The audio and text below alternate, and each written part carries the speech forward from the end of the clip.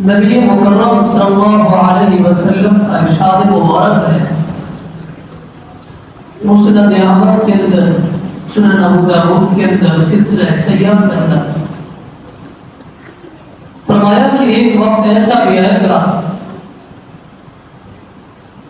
کہ میری امت کے لوگوں پر، مسلمانوں پر کفار ایسے ٹوٹ پڑیں گے، ایسے کفار کی قومیں، کفار سارا کا سارا چاروں اطراف سے ایسے حملہ کرے گا جیسا کہ ایک بھوکا کھانے کے اوپر ٹوٹ پڑتا ہے۔ پھر آپ نے فرمایا کہ اس وقت جب کفار حملہ کر رہے ہوں گے، اس ٹائم پہ مسلمان، اس حدیث میں آتا ہے، ان کی حیثیت ردی برابر ہوگی۔ دوسرے الفاظ آپ ایسے سمجھیں، ان کی حیثیت ایسی ہوگی جیسے پانی کا سیلاب آتا ہے، سیلاب آنے کے بعد جہاں اس کا اختتام ہوتا ہے، پانی رک جاتا ہے، وہاں کچرا یا پانی سے غبارے پھول کے کھڑے ہو جاتے ہیں، وہاں جھاگ جمع ہو جاتی ہے، اس جھاگ کی کوئی حیثیت نہیں ہوتی، کوئی ویلیو نہیں ہوتی۔ اسی طرح مسلمانوں کی حیثیت اور ویلیو اسی انداز میں ہوگی۔ صحابہ کرام نے دیکھا کہ مسلمان اس قدر کمزور ہو جائیں گے، مسلمان اس قدر فروخت ہو جائیں گے، گر جائیں گے، ردی کے برابر ہو جائیں گے، ان کی کوئی حیثیت نہیں ہوگی۔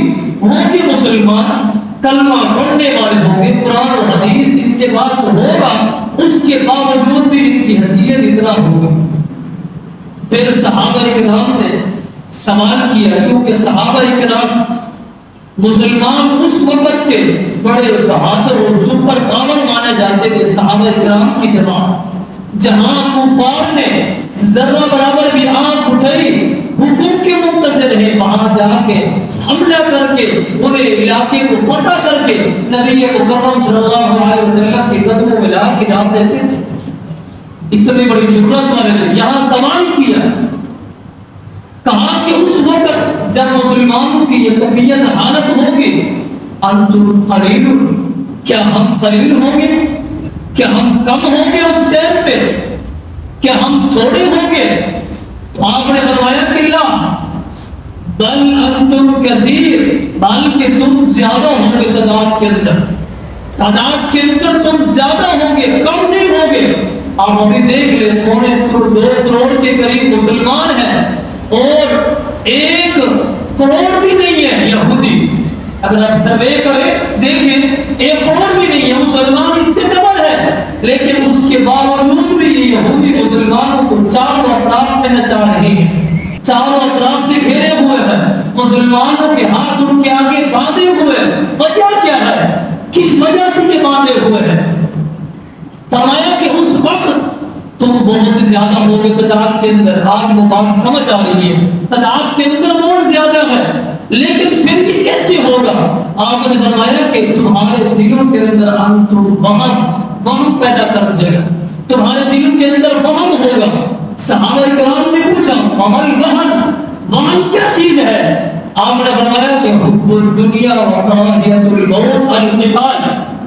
وہم یہ ہے، وہم ایک بیماری ہے، وہ یہ ہے کہ دنیا کے ساتھ محبت کرنے والے ہوں گے اور موت کے ساتھ نفرت کرنے والے ہوں گے۔ مراد قتال ہے، یعنی جہاد کے ساتھ نفرت کرنے والے ہوں گے، پسند نہیں کرتے ہوں گے، اور اسی انداز میں موت کو بھی یہ نہ پسند کرنے والے، مرنا نہیں چاہتے، موت کو بھی یہ پسند کرنے والے نہیں ہوں گے۔ یہی وہن ہے، یہ وہن ایک بیماری ہے۔ آپ دیکھیں کہ ہمارے دلوں کے اندر یہ کیسے پیدا ہو چکی ہے، پیدا نہیں، دلوں کے اندر یہ راج کر چکی ہے، دلوں کے اندر اس نے گھر بنا لیا ہے۔ کوئی ایک شخص بھی مرنے کے لیے تیار نہیں ہے، خوف ہے، ڈر ہے کہ ہم مر جائیں گے۔ اس کا آپ اندازہ ایسے لگائیں کہ انسان کو ذرہ برابر بھی تکلیف ہوتی ہے، ذرہ برابر بھی۔ کیسے؟ ایک سے دوسرے طبیب کو تبدیل کرنے میں دیر نہیں کرتا ہے، یہاں سے پھر دوسرے، پھر تیسرے، چوتھے، پانچویں ڈاکٹر کے پاس یہ کیوں مجھ سے پہلے مجھے بھی ایسی بیماری میں لاحق ہو جائے، میں زمین پہ گر جاؤں اور اس قابل نہ ہو۔ وہاں یہ انسان ایک سے دوسرے طبیب کو تبدیل کرنے میں نہیں ٹائم لگا رہا، اس کی جتنی عبادات یہاں جاتی ہے چلی جائے پرواہ نہیں۔ کیوں؟ ڈر ہے مر جائیں گے۔ وہاں یہ ڈر نہیں ہے، عبادت اگر اس حال میں جاتی ہے تو وہ جاتی رہے، پرواہ نہیں ہے آگے کیا بنے گا۔